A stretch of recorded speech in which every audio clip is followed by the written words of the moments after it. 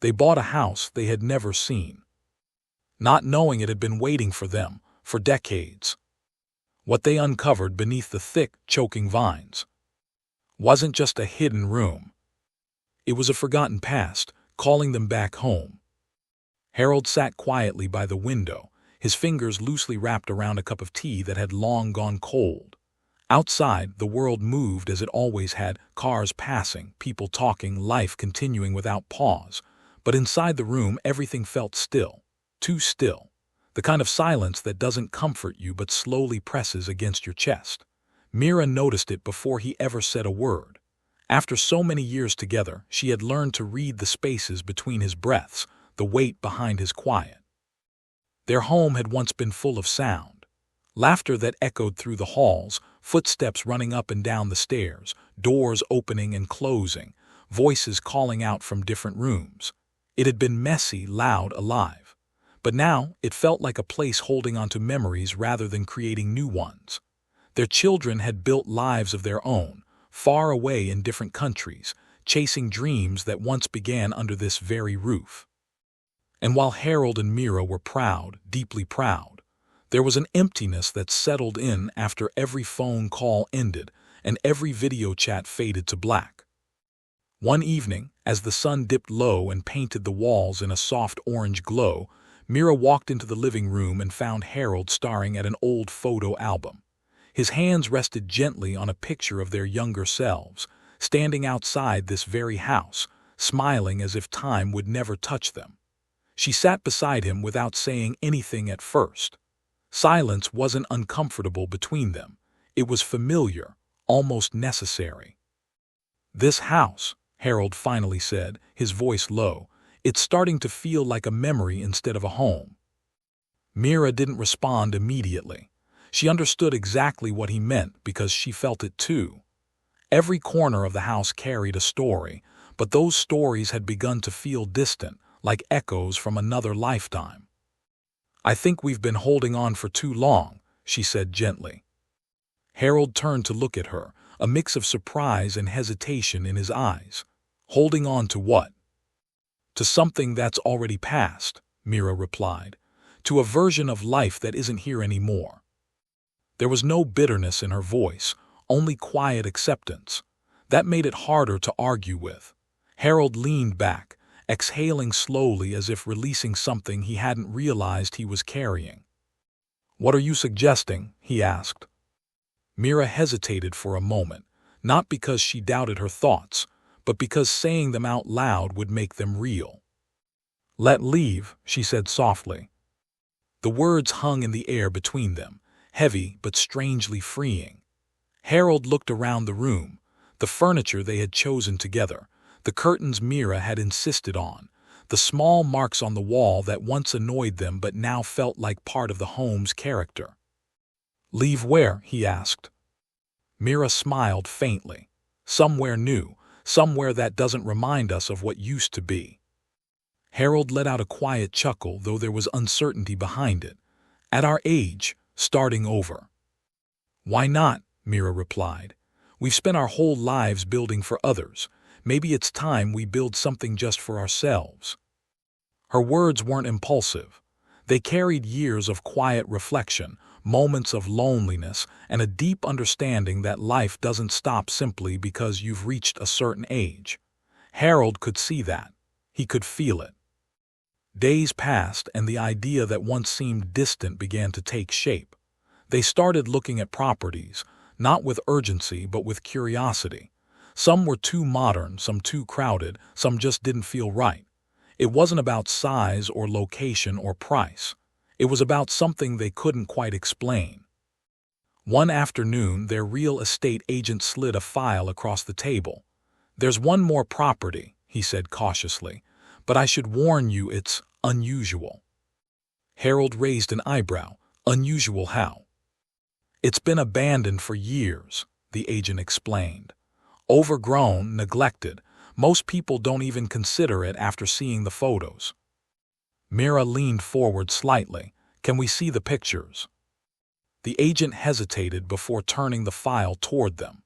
The images showed a house almost completely covered in vines. its structure barely visible beneath layers of nature reclaiming it. Windows were obscured, the garden wild and untamed, the entire place carrying an air of mystery. For a moment, neither Harold nor Meera spoke. "It's not in great condition," the agent added quickly. "Honestly, I'd recommend looking at other options."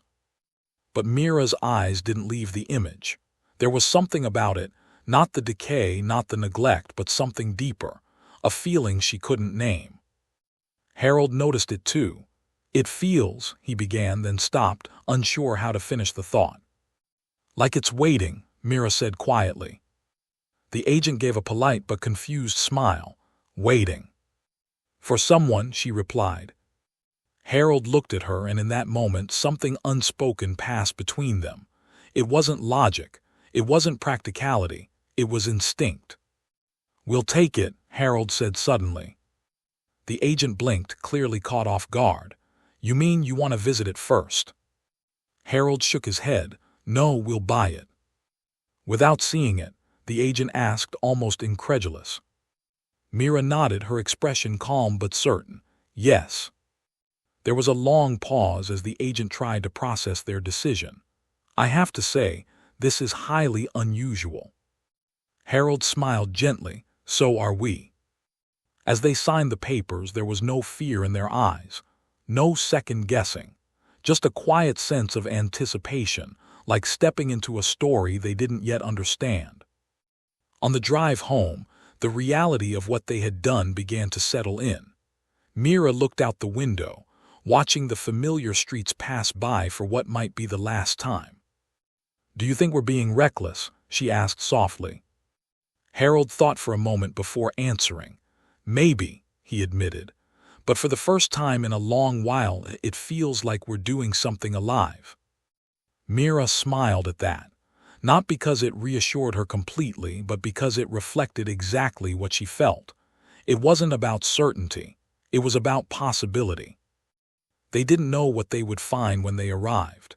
They didn't know what condition the house would be in, or how much work it would need, or what challenges awaited them. But strangely, none of that mattered as much as it should have. Because for the first time in years, they weren't looking backward. They were stepping into something unknown, guided not by reason, but by a quiet, persistent feeling that this was exactly where they needed to go.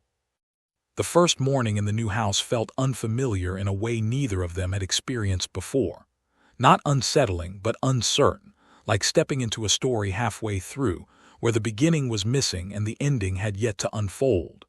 Harold opened the front door slowly, as if the house itself might react to the movement. The hinges creaked in protest, a long, tired sound that echoed through the silence. Meera stood just behind him, holding a small box of cleaning supplies.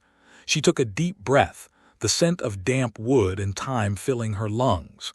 "It smells like no one been here in years," she said softly.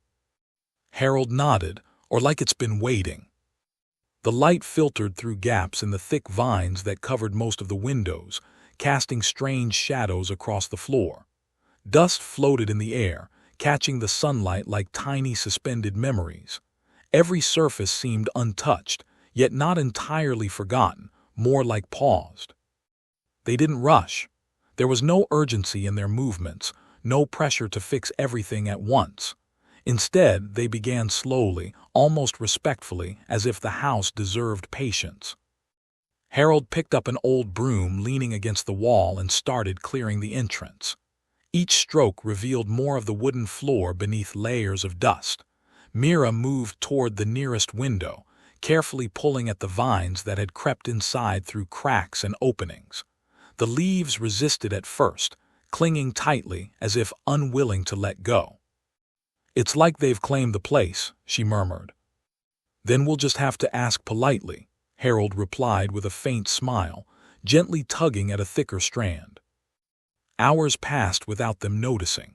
The rhythm of their work became almost meditative: pull, sweep, wipe, pause. With every small effort, the house began to reveal pieces of itself. A carved edge on a table hidden beneath grime. A faded curtain pattern that hinted at color long gone. scratches on the wall that might have once been made by furniture or something else. At one point, Meera uncovered an old mirror partially hidden behind creeping ivy. She wiped it carefully with a cloth, revealing her reflection through streaks of dust.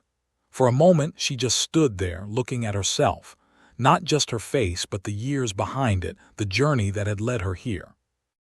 "It's strange," she said quietly. "What is?" Harold asked, still focused on clearing the floor. "It doesn't feel abandoned," she replied. "It feels paused, like someone just stepped out and never came back." Harold stopped sweeping and looked around. The silence of the house wasn't empty, it had weight, presence, as if every room held its breath. They moved deeper inside, discovering one space at a time. The kitchen was cluttered but intact, with old cabinets still holding dishes coated in dust. A chair lay on its side as though it had been knocked over in a hurry.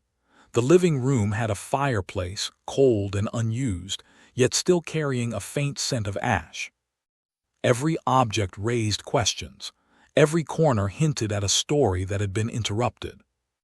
Why would someone just leave everything like this? Meera wondered aloud. Harold didn't answer immediately. He ran his hand along the edge of a table, tracing its worn surface. "Maybe they didn't plan to leave," he said finally. That thought lingered between them as they continued working. It added a quiet tension to their curiosity, not fear, but a deeper awareness that this house had lived through something they didn't yet understand. Outside, the vines were even thicker. They wrapped around the walls like a protective layer, covering windows, doors, even parts of the roof. Harold brought out a pair of old shears and began cutting through them carefully. Each cut felt deliberate, almost symbolic, like peeling back time itself. As the vines fell away, the house began to change. Sunlight reached places it hadn't touched in years. The air shifted, becoming lighter, more breathable. Shapes became clearer, details sharper. "Look at this," Meera called from the side of the house. Harold walked over and saw what she was pointing at, a section of the wall that had been completely hidden before. Beneath the vines was a beautifully crafted wooden panel, etched with intricate patterns. "This wasn't visible before," she said, running her fingers over the carvings. Harold leaned closer. "There's more to this house than we thought." They continued clearing, their curiosity growing with each discovery. It wasn't just about cleaning anymore. It was about uncovering. At times, they would stop and simply observe. A mark on the floor that suggested something heavy had once been dragged. A faint outline on the wall where a picture frame might have hung. Small clues that hinted at lives once lived here.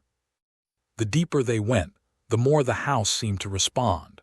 Not in any supernatural way, but in how it revealed itself, slowly, intentionally, as if it chose what to show them and when. Meera found herself imagining the people who once lived there. Who they were, what they did, why they left. The house didn't feel hostile or eerie. It felt emotional, like a place holding onto something important. Late in the afternoon, as the sun began to lower again, they reached a part of the house that was more heavily covered than the rest. The vines here were thicker, darker, almost tangled beyond recognition. It took more effort to cut through them, and even then they didn't fall away easily. "There's something behind this," Harold said, wiping sweat from his forehead. Meera stepped closer, squinting through the gaps. "I can't see clearly, but it looks like a wall." Harold shook his head. "No, not just a wall."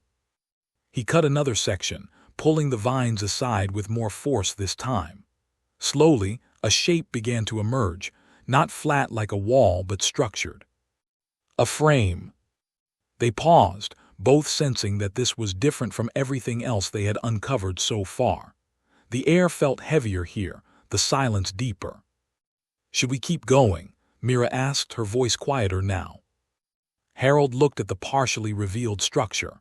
Something about it stirred a strange feeling, familiar, yet unplaceable. "We didn't come this far to stop," he said.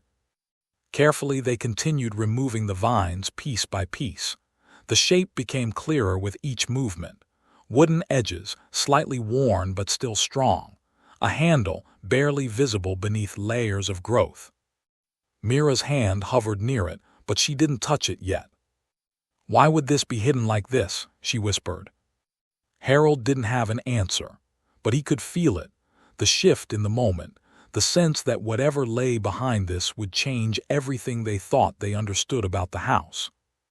The vines that had once seemed like simple overgrowth now felt deliberate, almost protective, as if they had been guarding something or keeping it hidden.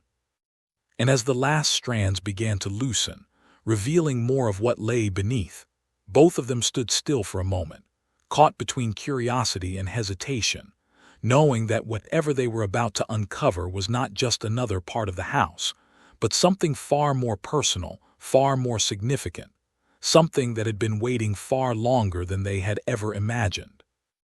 The last strands of vines clung stubbornly to the wooden frame, as if resisting the very idea of being removed. Harold's hand slowed, not from exhaustion, but from a growing awareness that this moment mattered.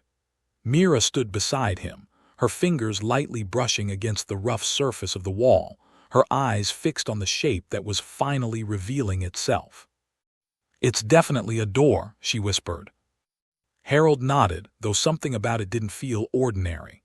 The wood was darker than the rest of the house, aged differently, almost as if it belonged to another time entirely. The handle was small, slightly rusted, and positioned lower than usual, as if meant for someone shorter or younger. For a brief moment, neither of them moved. The air felt heavier here, quieter in a way that was hard to explain. Even the sounds of birds outside seemed distant, like they had stepped into a space untouched by the outside world. "Do you think we should open it?" Meera asked, her voice soft but steady. Harold looked at the door, then back at her. "We didn't come all this way to leave things unopened." There was no fear in his tone, but there was caution. Not the kind that stops you, but the kind that reminds you to be present. He reached out slowly, brushing away the last bits of vine from the handle. As his fingers wrapped around it, a faint chill ran through his hand, not cold exactly, but unfamiliar. He hesitated for just a second before gently turning it. The handle resisted at first, then gave in with a soft click. The door didn't swing open immediately. It creaked slightly, as if testing whether it should move at all. Harold pushed a little harder and the door slowly began to open, revealing darkness inside. A faint beam of light slipped through the narrow gap, cutting into the shadows. Meera instinctively stepped closer, her hand resting lightly on Harold's arm. "Careful," she murmured, though she wasn't sure what she was warning him about. The door opened fully with a long, drawn-out creak. For a moment they both just stood there, letting their eyes adjust. Then slowly, details began to emerge.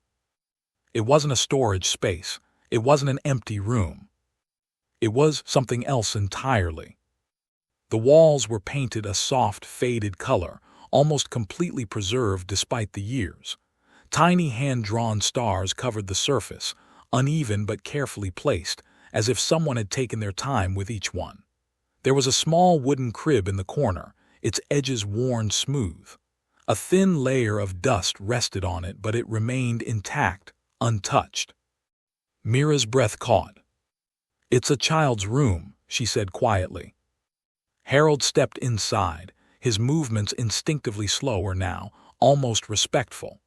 The floorboards creaked beneath his feet, but even that sound felt muted, like the room absorbed it. There were toys scattered near the crib, simple ones, wooden, handmade perhaps. A small horse with chipped paint. A stack of blocks, one of them slightly out of place. A cloth doll resting against the wall, its fabric faded but still recognizable. Nothing was broken, nothing was disturbed. It looked as though someone had simply stepped out and never returned. Meera followed him in, her eyes moving carefully from one detail to another. "Why would anyone leave a room like this?" she asked, more to herself than to Harold. He didn't answer right away. His gaze had shifted to the center of the room, where a small table stood beneath a narrow window. The glass was partially covered in dust, but enough light filtered through to illuminate what rested on the surface. A bundle of letters, neatly stacked, tied together with a thin ribbon that had faded over time. "Meera," Harold called softly. She turned and saw what he was looking at. For a moment she hesitated, as if approaching them might somehow disturb something important. But curiosity gently outweighed hesitation, and she stepped closer. The letters were yellowed at the edges, their paper fragile with age. The ribbon came loose easily in her hands, falling away as if it had been waiting to be untied. She picked up the top letter carefully, almost afraid it might tear. There was a name written on the front. "Ion," she read softly. Harold frowned slightly. "Who's Ion?" Meera shook her head, her fingers trembling just enough to show the emotion building beneath her calm. "I don't know." She slowly unfolded the letter, taking care with every movement. The paper made a soft, delicate sound as it opened. Her eyes scanned the first few lines. Then she stopped. "What does it say?" Harold asked gently. Meera swallowed, her voice quieter now, touched with something deeper. "It says, 'My dear Ion, if you ever come back, this room will always be yours.'" Silence settled heavily between them. Harold stepped closer, his eyes shifting between the letter and the room around them. The crib, the toys, the stars on the wall. "This wasn't just a room," he said slowly. "It was kept." Meera nodded, her eyes beginning to glisten. "For someone." She picked up another letter, then another. Each one carried the same name, each one written in a different moment but with the same quiet hope. Days, months, maybe even years of writing. All left behind. "All these letters," she whispered, "and none of them were sent." Harold's expression grew more thoughtful, more serious. Maybe they didn't know where to send them. That thought lingered in the air, adding weight to everything they were seeing. Meera gently placed the letters back on the table, but her hand lingered there, resting lightly on top of them. "They were waiting," she said. "Whoever lived here, they never stopped waiting." The room felt different now, not just preserved but filled with emotion, not loud or overwhelming but quiet and deep, like a story that had been paused mid-sentence. Harold walked slowly around the space, his eyes taking in every detail. There was something about it that felt personal, even though he couldn't explain why. A strange sense of familiarity brushed against his thoughts, subtle but persistent. He stopped near the crib, his hand hovering just above it before gently resting on the wooden edge. "It's strange," he murmured. "What is?" Meera asked. "I don't feel like we're strangers here," he said. Meera looked at him, noticing the shift in his tone. "What do you mean?" He hesitated, searching for the right words. "I don't know, it just doesn't feel unfamiliar." She didn't respond immediately. Instead, she looked around the room again, this time with a slightly different perspective. Not just as someone discovering something new, but as someone trying to understand something deeper. Her gaze moved back to the table, to the letters, to the name written over and over again. "Ion." The room held its silence, but it no longer felt empty.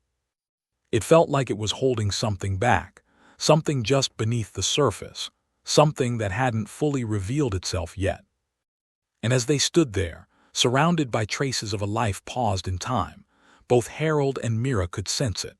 The quiet certainty that this discovery was only the beginning, that the room, the letters, and the name were all pieces of a story far bigger than they had imagined, a story that was slowly unfolding around them, drawing them closer to a truth they hadn't yet begun to understand. Harold stood still, the quiet weight of the room pressing gently around him. Meera carefully placed the letters back on the table, but her attention shifted when she noticed something slightly out of place beneath them. A corner of something thicker, sturdier than paper, peeked out from under the stack. "Wait," she said softly, her voice almost a whisper. Harold turned toward her. "What is it?" She slid the letters aside, revealing an old photograph lying flat against the wooden surface. Its edges were worn, the corners slightly curled, as if it had been held many times before being left there. For a moment, she didn't pick it up. She simply looked at it, her eyes tracing the outlines without fully understanding what she was seeing. Then slowly she lifted it. The room seemed to grow even quieter. "What do you see?" Harold asked, stepping closer. Meera didn't answer immediately. Her fingers tightened slightly around the photograph as her eyes moved across the image. A small house stood in the background, familiar in shape, unmistakable even through the faded tones. "This is this house," she said, her voice barely steady. Harold leaned in, his gaze locking onto the image. There it was, the same structure though cleaner, brighter, alive. The vines were gone. The windows were clear. It looked like a home filled with light. In front of it stood a young couple. They were smiling, and between them a child. Harold's breath caught. The child was small, no older than a few years. His hair slightly tousled, his expression caught between curiosity and innocence. One of the adults held his hand gently, while the other rested a hand on his shoulder. Something about the child felt familiar. Too familiar. "Harold," Meera's voice trembled now. "Look closely." He didn't respond right away. His eyes were fixed on the boy in the photograph, studying every detail as if searching for something he couldn't quite name.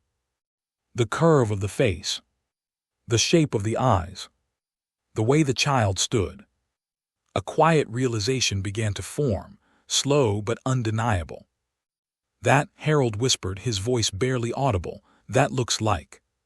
He stopped.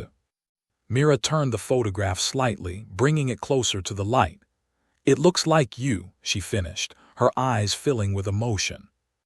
Harold shook his head instinctively, though not out of certainty, more out of disbelief. "No, it can't be." But even as he said it, something inside him shifted. A memory not fully formed, a feeling without a clear origin. He reached out, his hand hovering before finally taking the photograph from Meera. His fingers trembled slightly as he held it. He had seen pictures of himself as a child before. Adoptive parents had kept a few early photos, but they were limited, incomplete.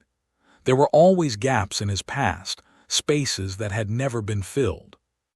And now, standing in this room, holding this photograph, those gaps felt closer than ever.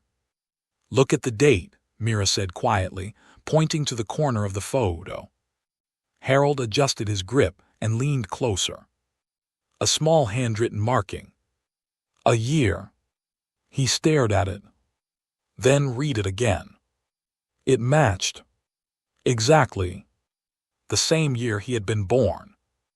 A silence fell over them, deeper than anything before. "This isn't a coincidence," Meera said, her voice soft but firm. Harold's mind raced, trying to piece together something that made sense. But how is that possible? He looked around the room again, the crib, the toys, the letters addressed to Ion. "Ion," he murmured, almost to himself. The name echoed differently now. Not distant, not unfamiliar, but close, unsettlingly close. "I was adopted," Harold said slowly, the words feeling heavier than they ever had before. "You know that. I never knew my real parents. I never knew where I came from." Meera nodded, her expression filled with understanding. "They told me I was found, that I was left somewhere safe, that my parents couldn't take care of me," he continued, his voice growing quieter with each word. He looked down at the photograph again. But what if that wasn't the whole story?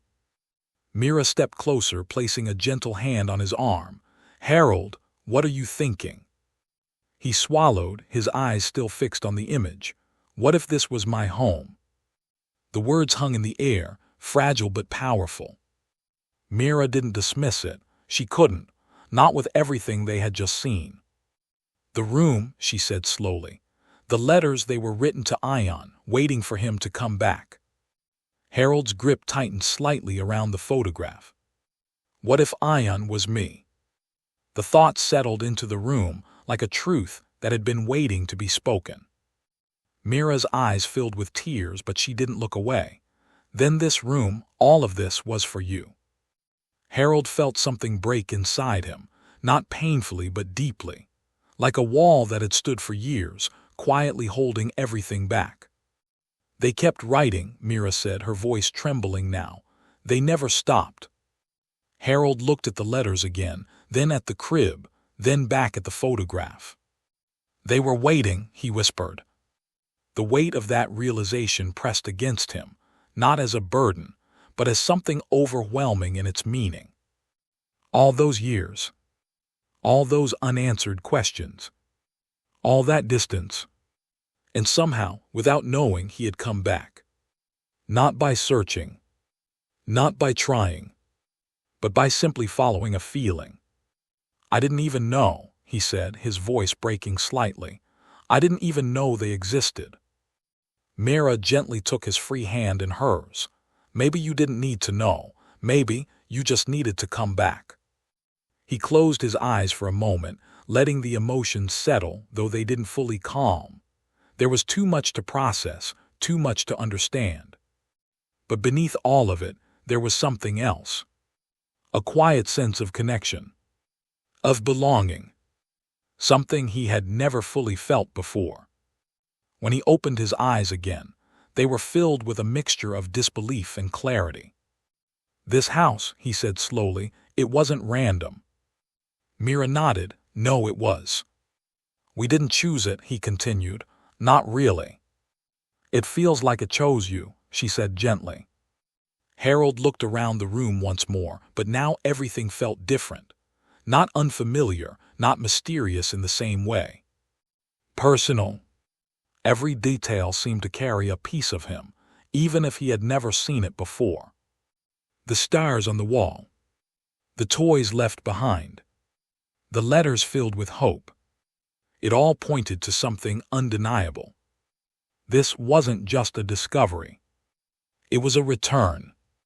And as that realization settled deeper within him, Harold stood there in silence, holding the photograph that had changed everything, feeling the past and present quietly merge in a way he had never thought possible, a way that didn't just answer questions, but reshaped everything he believed about where he came from and how, against all odds, he had found his way back to the very place where his story had first begun. Harold sat quietly on the small wooden chair near the table, the photograph still resting in his hands.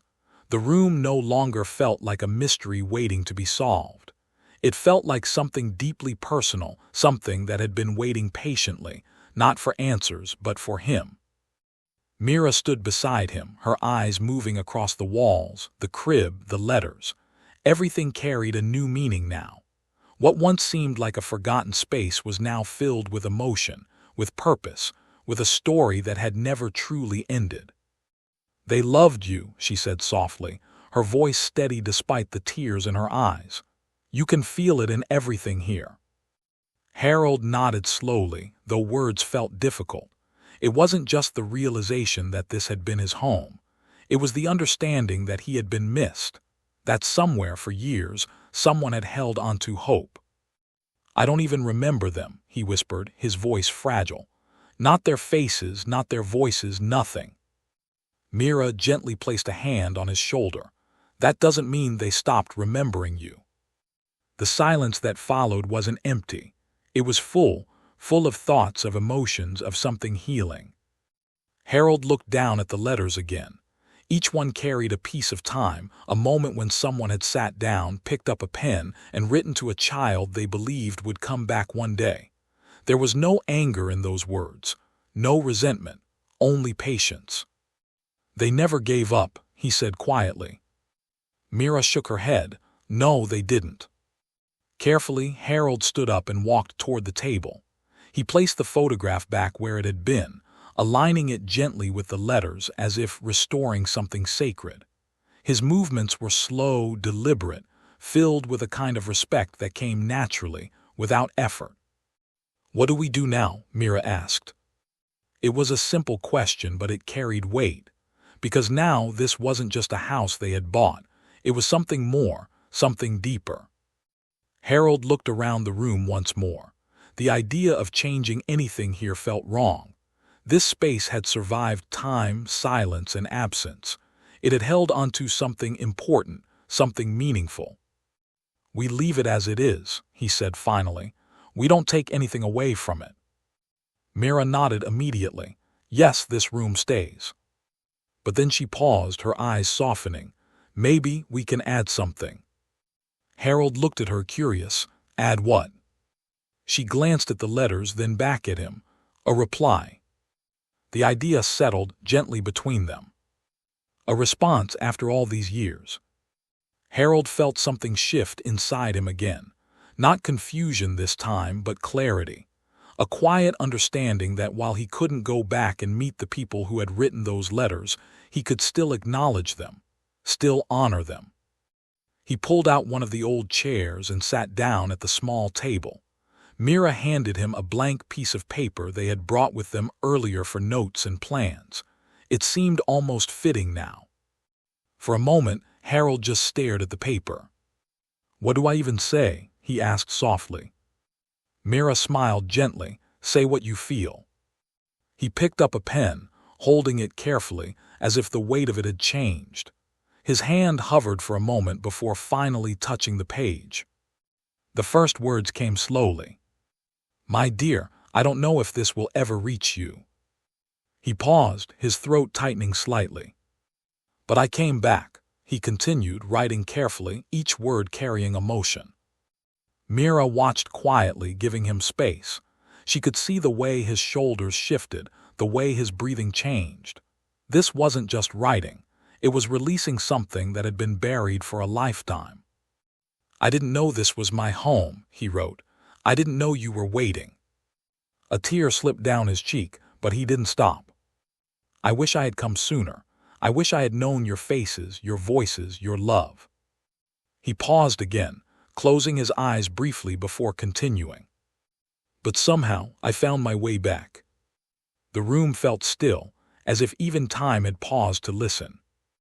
Harold finished the letter slowly, choosing each word with care. When he finally set the pen down, he exhaled deeply, as though something inside him had finally found its place. Meera stepped closer, placing her hand gently over his. "That was enough," she said softly. He folded the letter carefully and placed it on top of the others, not above them, but among them, as if it belonged there, as if it had always been meant to be part of that collection. For the first time since entering the house, Harold smiled, not out of happiness alone, but out of something deeper: peace. They didn't speak much after that. Words weren't necessary anymore. The room had given them something rare: closure without confrontation, connection without memory, love without presence. In the days that followed, they continued working on the house, but with a different energy. The walls were cleaned, the windows cleared, the vines trimmed, but always carefully, always respectfully. They left that room untouched. Sometimes Meera would stand at the doorway looking in quietly, not with sadness but with understanding. And sometimes Harold would sit there for a while, not reading the letters, not searching for answers, just being there. Because now he didn't feel like someone who had lost his past. He felt like someone who had finally found it. The house changed slowly. Sunlight filled spaces that had been dark for years. Fresh air moved through rooms that had once been silent, but the essence of it, the feeling, remained. It was no longer just a place they lived in. It was a place that had brought something back to life. One evening, as they sat outside watching the sun set behind the now cleared vines, Meera leaned gently against Harold's shoulder. "Do you regret it?" she asked softly, "buying this place without seeing it?" Harold smiled faintly, his eyes fixed on the horizon. "No," he said. "It's the first decision I ever made that felt like it was made for me." Meera closed her eyes for a moment, letting that sink in. Because sometimes life doesn't give you answers in the way you expect. It doesn't always explain itself clearly, but every now and then it leads you somewhere, quietly, gently, until you find something you didn't even know you were missing. And in that quiet, forgotten house, hidden beneath years of vines and silence, Harold and Meera didn't just find a place to live. They found meaning. They found healing. They found home. Moral: sometimes the paths we choose without certainty lead us exactly where we are meant to be. Not every decision needs logic. Some are guided by the heart, and those are the ones that can bring us back to the parts of ourselves we thought were lost forever. Disclaimer: this story is created for emotional storytelling and entertainment purposes. While it may feel real and relatable, certain elements are fictional or dramatized to enhance the narrative experience. Any resemblance to real people or events is purely coincidental.